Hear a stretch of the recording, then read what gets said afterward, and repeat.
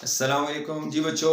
12.6 का आप यूँ समझते हैं लास्ट क्वेश्चन जो है वो हम करने जा रहे हैं। वैसे तो वो सेकंड लास्ट है, लेकिन एग्जाम्स में आने के वाले से बस ये इतने क्वेश्चन इसमें इंपॉर्टेंट थे। आइए चलते हैं क्वेश्चन नंबर 9 की तरफ। स्टेटमेंट जो है आपको समझ आ जाएगी अगर आपको ये चीज़ पता चलती है। तो ये ट्रायंगुलर प्लॉट है बेटे, इसमें साइड्स यानी इसकी गिवन है। सपोज कर लें ये 413 है, ये 214 है और ये 375 है। इसकी नेमिंग कर लें आप। प्यारे बच्चों, ये थ्री साइड्स ट्रायंगुलर प्लॉट की गिवन है। आपने इसके कॉर्नर एंगल्स निकालने हैं। इट मींस आपने बेटा अल्फा भी फाइंड करना है, आपने बीटा भी फाइंड करना है और आपने गैमा भी फाइंड आउट करना है। तो ए के सामने वाली लेंथ जो है वो ए होती है, बी के सामने वाली लेंथ बेटा स्मॉल बी होती है और सी के सामने जो लेंथ है उसको आप स्मॉल सी बोल सकते हैं। तो अब आपके पास ना कुछ ये सूरत हाल बन गई है। Value of A is equal to 375,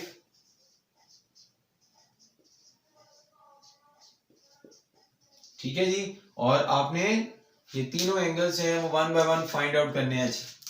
to find यहाँ पे मैं लिख रहा हूं, टू फाइंड अल्फा फाइंड करना है, बीटा फाइंड करना है और गैमा फाइंड करना है। तो बेटे ये फाइंडिंग जो है वो आप किसी भी मेथड से कर सकते हैं। आपने देखा कि हमने कई तरीके जो है वो किए हैं। तो आप लॉ ऑफ कोसाइंस यूज करके भी आप बारी बारी आप निकाल सकते हैं। तो ये तकरीबन वही क्वेश्चन बन जाता है जो हमने पिछली एक्सरसाइज में किया था। तो मैं यहाँ पे लॉ ऑफ कोसाइन यूज करूंगा one by one. First of all heading आप यहाँ पे लिखें। आप फर्स्ट ऑफ ऑल क्या फाइंड करने जा रहे हैं? अल्फा फाइंड यहाँ पे लिखना है यूजिंग लॉ ऑफ कोसाइंस। प्यारे बच्चों, आपने ये वाला फॉर्मूला लिखना है cos alpha is equal to, याद रखिएगा अगर यहाँ अल्फा है तो ए स्क्वायर सबसे एंड पे आएगा, वो भी माइनस के साथ, माइनस ए स्क्वायर, ठीक है, डिवाइडेड बाय 2 और ये जो दोनों है पॉजिटिव, ये आपने यहाँ पे लिखने हैं बी इंटू सी। ये फॉर्मूला होता है, ये आपने यूज करना है यहाँ पे। लो जी, अब बाकी आगे वैल्यूज पुट करके हम आंसर निकालेंगे। Cos alpha will be equal to,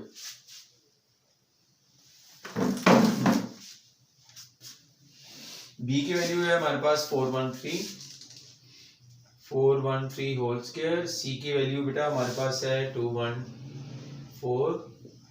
ए की वैल्यू हमारे पास है 375, इसका स्क्वायर आ गया divided by 2 multiplied by 413 multiplied by 214। अब इसको आपने कैलकुलेटर से ही करना। 0.4285 alpha will be equal to, बेटा अब आपने इसी का कॉस इनवर्स ले लेना है। इन क्वेश्चंस में सिर्फ यही कैलकुलेशन का टाइम लगता है।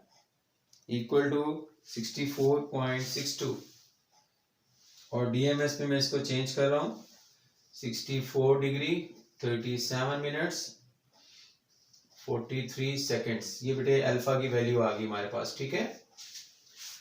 अब इसी तरह जो है वो आपने बीटा निकालना है और आपने गैमा जो है वो फाइंड आउट करना है। अब आप लिखेंगे फॉर बीटा। अब आप भले ये वाला लॉ यूज ना करें, आप लॉ ऑफ साइंस भी यूज कर सकते हैं। कैसे वाला?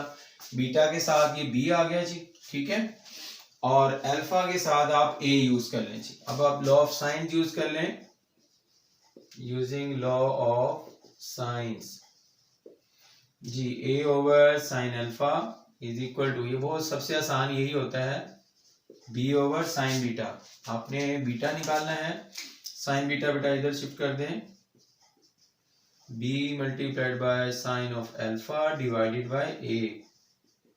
वैल्यूज पुट कर रहा हूं। बी की वैल्यू बेटा हमारे पास है 413, साइन ऑफ अल्फा की वैल्यू ये निकाली हुई है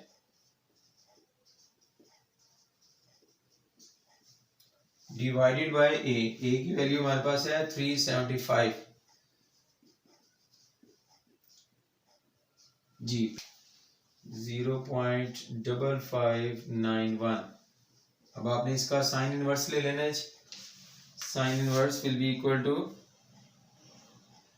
साइन इनवर्स ऑफ आंसर, ये हमारे पास आंसर आ गया जी।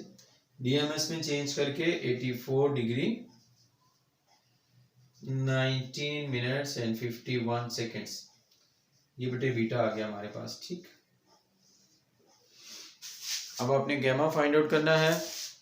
लास्ट एंगल वो आप 180 के सम से निकाल लें जी। यहाँ पे मैं इसको सिर्फ लिख रहा हूँ, कैलकुलेट आप कर लीजिएगा। Gamma will be equal to 180 degree minus alpha minus beta. तो इस तरह इसको आप कैलकुलेट कर लीजिएगा। तो इस तरह हमारी एक्सरसाइज बेटा ये मुकम्मल हुई। अब नेक्स्ट टाइम जो है वो अगली एक्सरसाइज हम करेंगे। अल्लाह हाफिज़।